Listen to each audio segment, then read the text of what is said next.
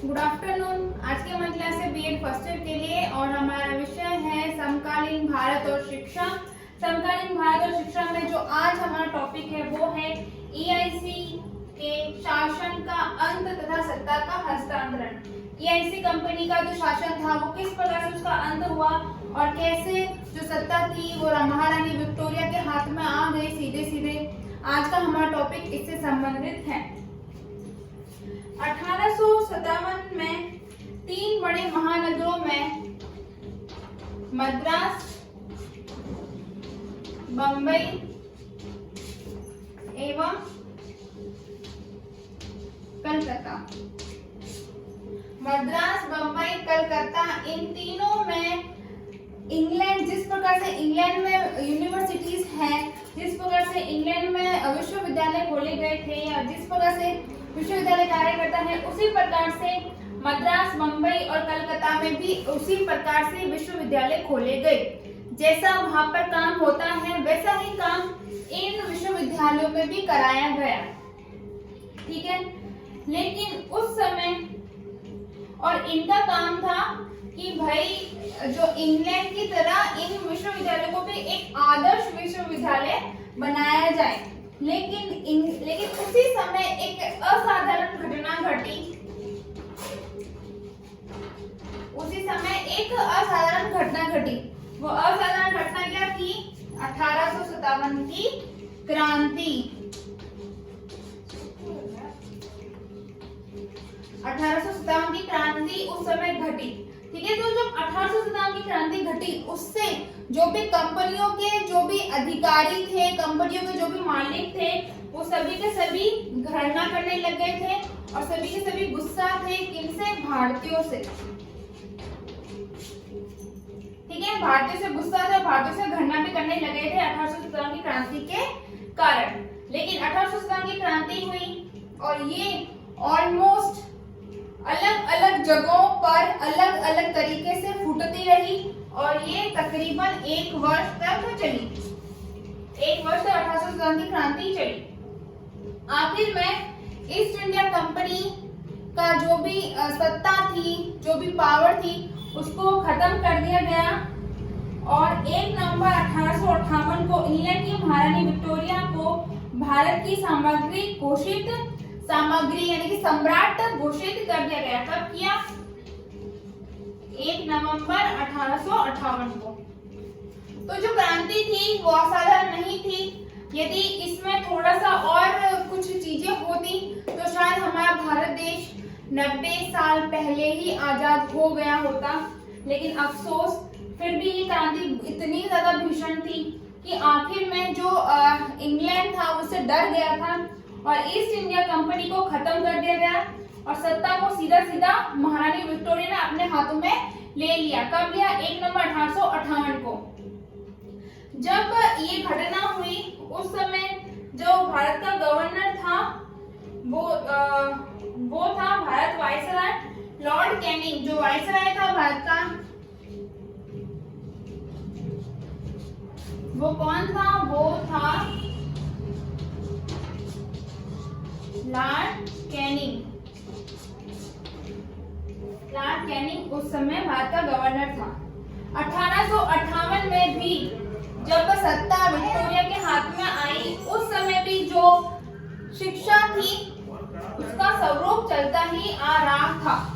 शिक्षा ऐसे की ऐसे रह गई थी। हालांकि 1857 की क्रांति के समय शिक्षा का इतना ज्यादा महत्व नहीं रहा क्योंकि उस समय लोग अपनी जान बचाते या शिक्षा को बचाते, तो उस समय लोगों ने अपनी जान बचाना सही समझा हुआ। हालांकि सब ऐसे ही करते और बाद में जब हालात थोड़े से सही हो गए 1858 में, तो उस समय जो था, जो भी शिक्षा का जो भी प्रारूप चल आ रहा था वो किस पे ही बना हुआ था? वुड के घोषणा पत्र पर ही बना हुआ था।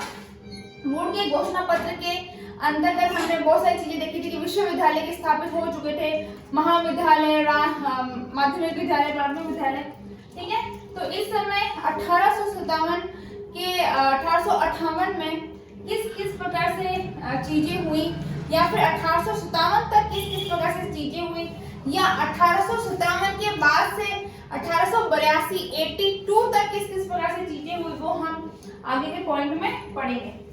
अब हेडिंग है हमारी विश्वविद्यालय की स्थापना तथा महाविद्यालय में शिक्षा एवं माध्यमिक शिक्षा का स्तर। तो पहला है विश्वविद्यालय की स्थापना।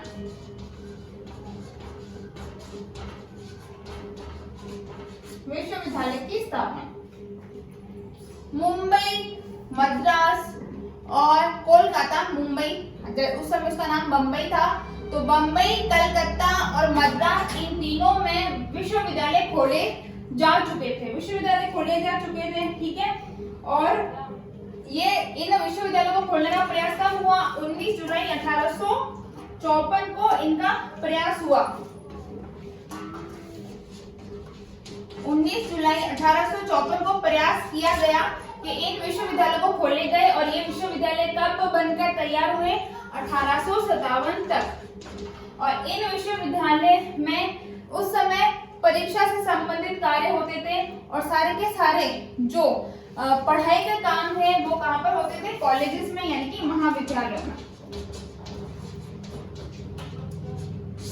महाविद्यालयों में काम होते थे। अब है कॉलेज की शिक्षा। कॉलेज की शिक्षा भाई किस प्रकार से कार्य करती थी, ठीक है। तो कॉलेज का काम था शिक्षा देना और बाकी सारी की सारी चीजें कौन मैनेज करता था? बाकी सारी की सारी चीजें, परीक्षा लेना वगैरह विश्वविद्यालय मैनेज करता था। तो 1857 से लेकर 1882 तक कॉलेजों की संख्या में काफी वृद्धि हो गई थी, काफी एक अंतर आ गया था, ठीक है। तो हम देख लेते हैं पहले तो 1857 के कॉलेज और यहाँ पर देख लेते हैं 1882 के। यहाँ पर हम देख लेते हैं बंगाल, बंगाल। यहाँ पर हम देख लेते हैं बम्बई, यहाँ पर देख लेते हैं नॉर्थ वेस्ट प्रांत, यहाँ पर आ गया मद्रास,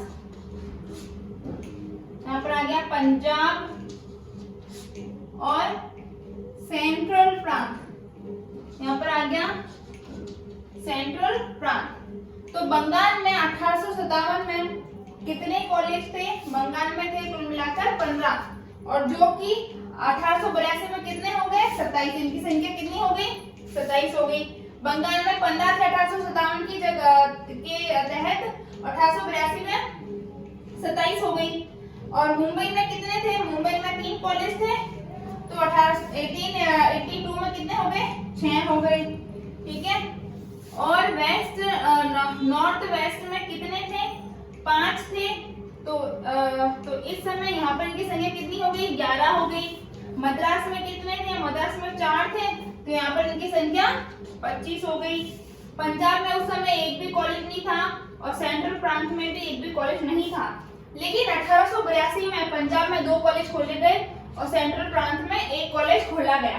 तो इस प्रकार से 1857 में कितने कॉलेज थे? 1857 में तो 27 कॉलेज थे और 1882 तक आते आते इन कुल कॉलेजों की संख्या 72 हो गई थी। आप उतार लीजिए।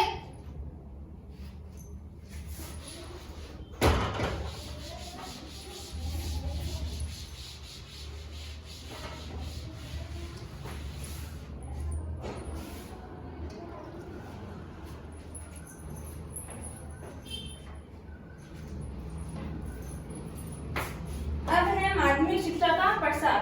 हमने विश्वविद्यालय कैसे कार्य करता है और कॉलेज किस प्रकार से कैसे स्थापित किए गए हमने देख लिया। अब हम देख लेते हैं माध्यमिक शिक्षा का प्रसार। माध्यमिक शिक्षा उस समय किस प्रकार से थी? माध्यमिक शिक्षा तो जब 1854 में माध्यमिक शिक्षा के स्कूलों की कुल संख्या थी 169 थी 1854 में, ठीक है। और इनमें पढ़ने वाले बच्चों की संख्या कितनी थी? 18,345। 1854 में 169 स्कूल थे, माध्यमिक स्कूल, जिनमें पढ़ने वाले बच्चों की संख्या थी 18,345। और 1882 में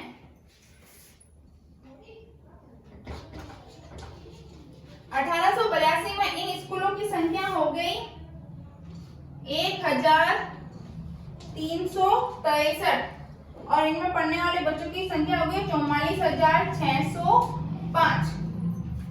1854 में स्कूलों की संख्या थी 169, जिसमें पढ़ने वाले बच्चों की संख्या थी 18,345।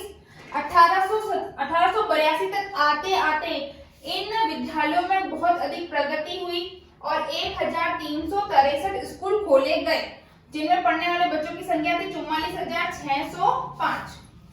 तो ये तो थे हमारे माध्यमिक शिक्षा के हालात, माध्यमिक स्कूल। अब हम देखते हैं हमारे प्राथमिक स्कूल किस प्रकार से थे।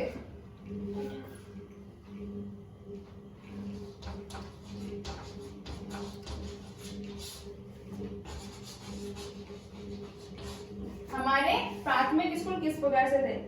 तो सन 1854 में वुड के घोषणा पत्र ने ही तथ्य को जोड़कर शब्दों को प्रकट किया था कि उच्च शिक्षा के बजाय प्राथमिक शिक्षा पर भरपूर जोर दिया जाए। वुड की घोषणा, जब वुड का घोषणा पत्र आया था 1854 में, तो उसमें ही लिखा गया था कि भाई उच्च शिक्षा की बजाय प्राथमिक शिक्षा पर अधिक जोर दिया जाए, यानी कि प्राथमिक शिक्षा को अधिक मजबूत बनाया जाए। फिर उसके बाद में क्या चीजें हुई जिससे कि जन शिक्षा को उचित प्रसार किया जा सके, जिससे कि लोगों के अंदर शिक्षा को उचित प्रकार से हम दे सके, लोग शिक्षा प्राप्त कर सके यदि हम प्राथमिक शिक्षा पर जोर देंगे तो। किंतु ऐसा नहीं हुआ, उस समय ऐसा नहीं हुआ और 1865 और 1866 में 1865 और 1866 से लेकर 1870 और 71 के शिक्षा सर्वेक्षण में भी यह बात उठाई गई, लेकिन प्राथमिक शिक्षा में कोई परिवर्तन नहीं आया। वुड ने भी ये बात उठाई थी कि भाई प्राथमिक शिक्षा पर जोर दिया जाए, ना कि उच्च शिक्षा पर। फिर ये बात वापस से 1865 में भी उठी और 1866 में भी उठी। फिर उसके बाद में वापस से ये बात 1870 में भी उठी और 1871 में भी ये बात उठी, लेकिन प्राथमिक शिक्षा जिस प्रकार से पहले थी वैसी की वैसी बनी रही। ठीक है बच्चों, तो ये था हमारा आज का चैप्टर, जो कि था हमारा ईस्ट इंडिया कंपनी किस प्रकार से खत्म हुई। ठीक है, 1857 की क्रांति सबसे बड़ा रीजन है कि ईस्ट इंडिया कंपनी का खत्म होने का, और सत्ता जो थी वो सीधी महारानी विक्टोरिया के हाथ में पहुंच चुकी थी। साथ ही साथ में हमने देखा कि किस प्रकार से 1854 में जो चीजें स्टार्ट हुई थी वो 1857 में उसकी उन्नति हुई और 1882 तक वो काफी अधिक तक बढ़ चुकी थी। हमने विश्वविद्यालय देखे, कॉलेज देखे, माध्यमिक शिक्षा देखे, साथ ही साथ में हमने प्राथमिक विद्यालय भी देखे। नेक्स्ट जो भी हमारा चैप्टर है वो है हमारा स्वतंत्रता के बाद की शिक्षा, जो कि हमारा स्टार्ट होता है 15 अगस्त 1947 के बाद की शिक्षा। जो भी हमारा नेक्स्ट टॉपिक है वो हमारा इसी बेस पे होगा।